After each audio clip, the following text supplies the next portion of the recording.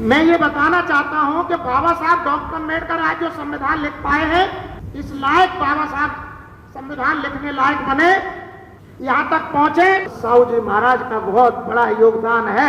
एक हमारे साथी ने सोशल मीडिया पे लिखा कि अगर बाबा साहब डॉक्टर अम्बेडकर इस देश के पहले प्रधानमंत्री होते तो हमारे देश की हालत और देश के जनता के जो हालात है वो कुछ अलग ही होते।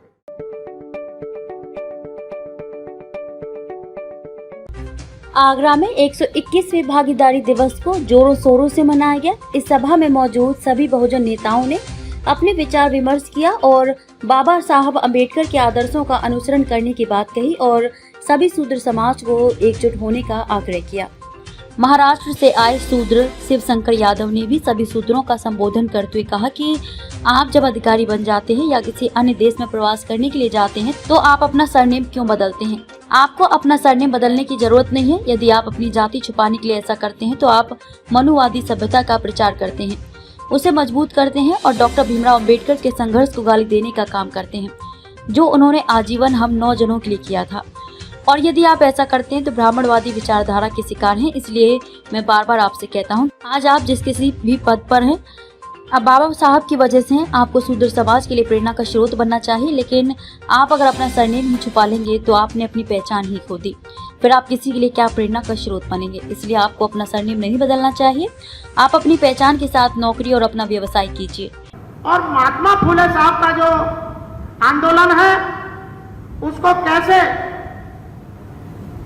आगे बढ़ाना है और उसका लाभ जनता को कैसे देना है, एक हमारे छत्रपति साहू जी महाराज ने वो करके दिखाया। और उन्होंने बताया कि जो काम हम कर रहे हैं इसकी प्रेरणा हमारे महापुरुषों ने हमें दी है, और जिस काम को हम कर रहे हैं वो काम इस देश के जितने भी रियासतें हैं, जितने भी राजे महाराजे हैं, जो देश पर अपने अपने तरीके से राज कर रहे हैं, ये उनकी वो जिम्मेदारी बनती है जिस जिम्मेदारी को छत्रपति साहू जी महाराज ने निभाया। और उन्होंने कई राजाओं के यहाँ खुद जाकर के उनको ये बताया, समझाया कि भाई जो काम मैंने किया है ये काम प्रत्येक राजा को करना चाहिए, और आप लोग इस काम को करते हैं तो हमारे देश की जो प्रजा है वो भी सम्मान से जी सकेगी, और ये हम सबकी नैतिक जिम्मेदारी है। ये बहुत सारी बातें मैं अपने आगे की स्पीच में कहूंगा। तो साहू महाराज ने उसे आगे बढ़ाया, पेरियर साहब ने, नारायण गुरु ने आगे बढ़ाया, और बाबा साहब डॉक्टर अम्बेडकर साहब ने उस आंदोलन को बढ़ाया ही नहीं, उसको संविधान में एक कानूनी रूप दिया, एक सिस्टमैटिक देश के संचालन की व्यवस्था दी, और उस व्यवस्था में छत्रपति साहू जी महाराज का जो काम है उसको उसमें स्थान दिया। मैं आज आप लोगों के बीच में ये बात बता देने में गुरेज नहीं महसूस करता कि अभी 4 दिन पहले एक हमारे साथी ने सोशल मीडिया पे लिखा कि अगर बाबा साहब डॉक्टर अम्बेडकर इस देश के पहले प्रधानमंत्री होते तो हमारे देश की हालत और देश के हालात और देश के जनता के जो हालात है वो कुछ अलग ही होते। मैं आपको बताना चाहता हूं,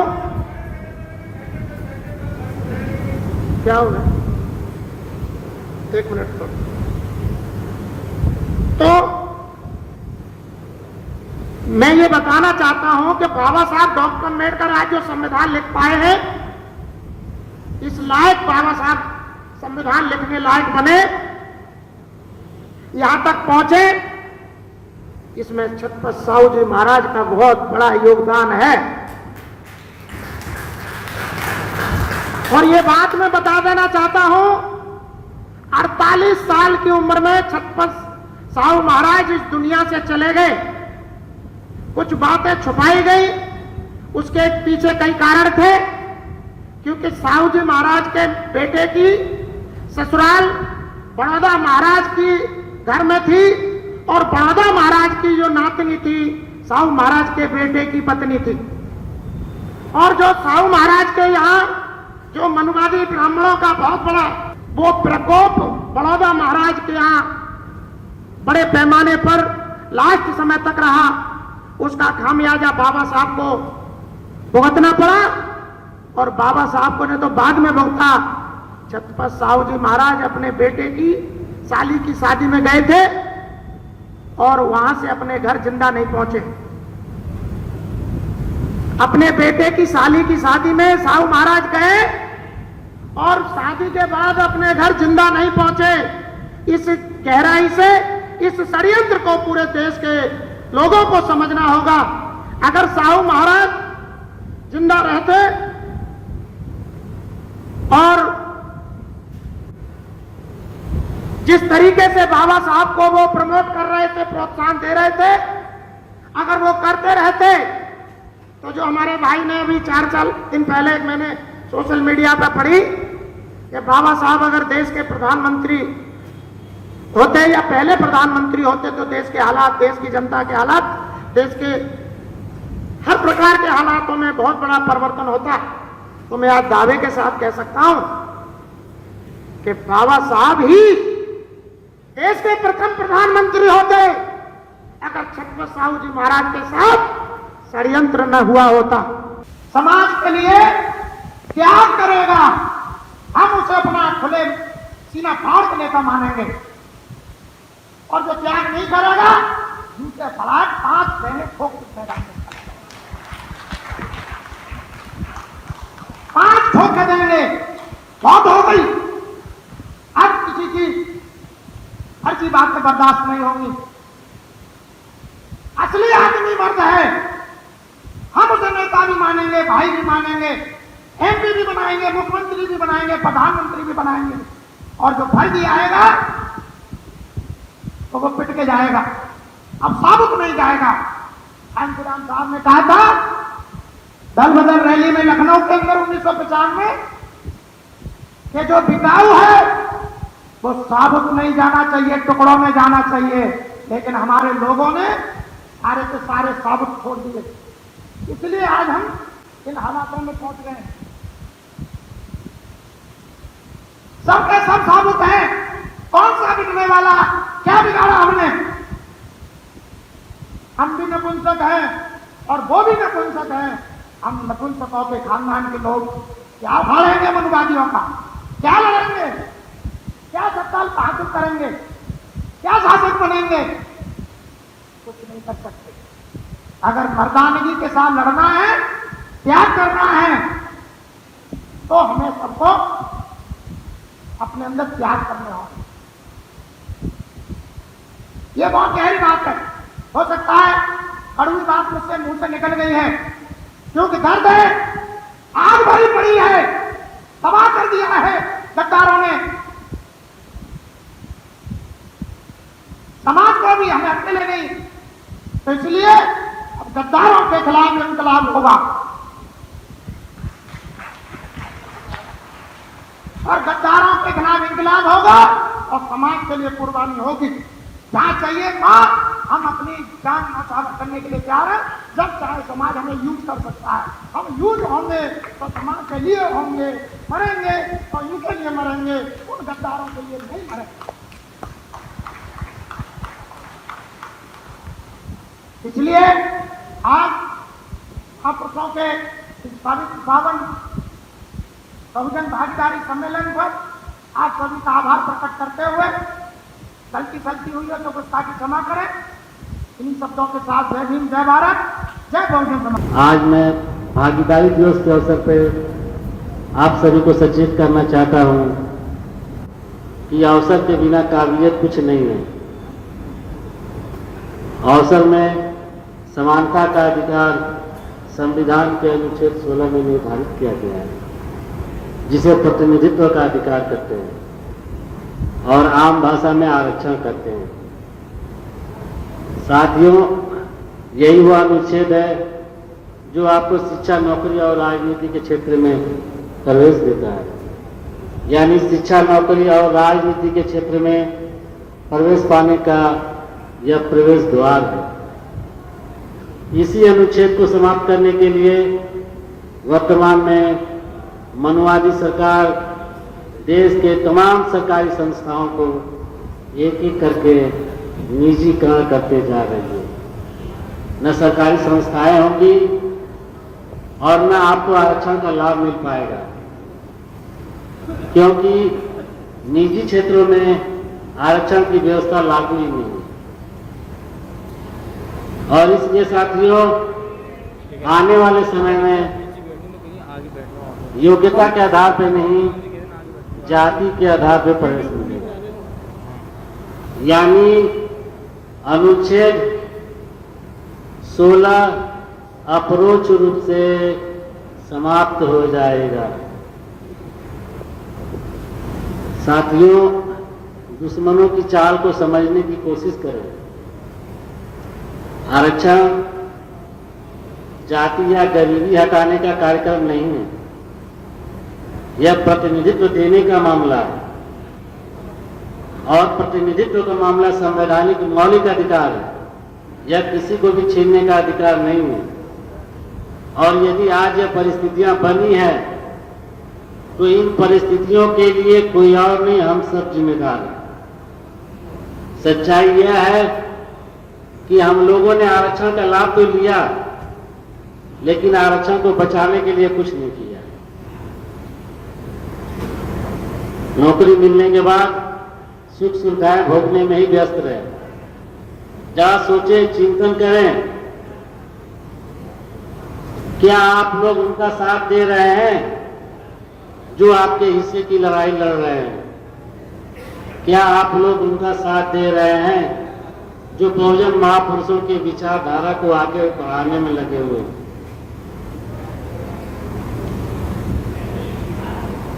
सच्चाई यह है कि अभी तक हम लोग केवल एक ही काम किए कि जो लोग कार्यक्रम को आगे बढ़ा रहे हैं, जो लोग कार्य में लगे हुए हैं, उनकी बुराई करना, उनके काम में बाधा डालना, कमियां निकालना, यही काम हम लोग अभी तक करते आ रहे हैं।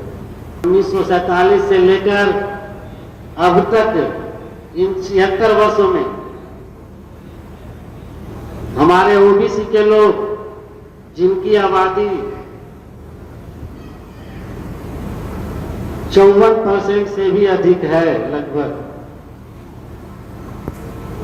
मीडिया, शिक्षा, उच्च शिक्षा में इनकी भागीदारी शून्य हो गई है। कार्यपालिका उच्च पदों में मुश्किल से 1% और अन्य पदों पे लगभग 4% ही रह पाई है। की आवाज बुलंद करने वाले बहुजन राजनीति के प्रबल चिंतक, पक्षधर, तर्क, बुद्धि और साहस के बल पर अपनी बात को बेबाकी से बोलने वाले बड़े भाई आदरणीय दिनेश कुमार गौतम जी का मैं हृदय से आभारी हूं, जो कार्यक्रम को यथावत जारी रखते हुए, जिससे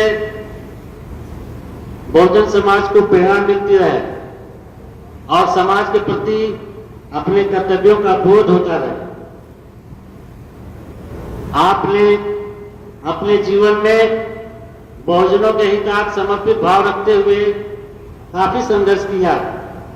संघर्षों के दौर में कई बार आपने महत्वपूर्ण पदों को त्याग दिया,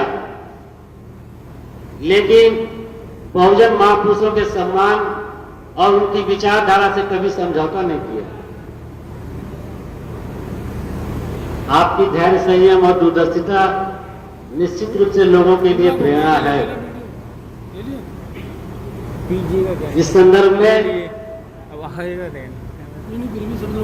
2 लाइन की पंक्ति में बोलना चाहूंगा कि सीढ़ियों की जरूरत तो उन्हें होती है जिन्हें छत तक जाना होता है। मेरी मंजिल तो आसमान है, मुझे रास्ता खुद बनाना है। मैं आभार प्रकट करता हूं बहुजन समाज परिषद के समस्त पदाधिकारी व कार्यकर्ता, जिन्होंने कार्यक्रम को सफल बनाने में अपना अमूल्य सहयोग दिया। साथ ही मैं आभारी हूं बहुजन समाज के सभी अग्रज अनूर साथियों का एवं मातृशक्ति का, जिन्होंने कार्यक्रम के लिए अपना बहुमूल्य समय निकाला। साथियों, मुझसे जो भी बन सकेगा मैं अपने समाज के लिए संविधान, हक, अधिकार व तार्किक बातों को जगाने के लिए संकल्पित हूं और सदा रहूंगा। इसी के साथ आप सभी को जय भीम। से इस बहुजन आंदोलन में हमारा प्रवेश हुआ 1980 से, और 1981 में मानवर कांसीराम साहब ने DS4 के माध्यम से हमें राष्ट्रीय मंच पर बुलवाना शुरू कर दिया। तो खास तौर से हम बहुजन आंदोलन के सामाजिक परिवर्तन के गीत लिखते रहे, लेकिन ये हमारी एक्स्ट्रा क्वालिफिकेशन थी। हम तो कह सकते हैं, और मंच पर बैठे हुए अभी DGP साहब ने बहुत मार्मिक बातें कही और वो 100% दिल को छूने वाली बात थी कि नौजवान उठो नहीं तो सब कुछ लुट जाएगा। मौका जो निकल गया, मौका जो निकल गया फिर कभी न आएगा। नौजवान उठो नहीं तो सब कुछ लुट जाएगा।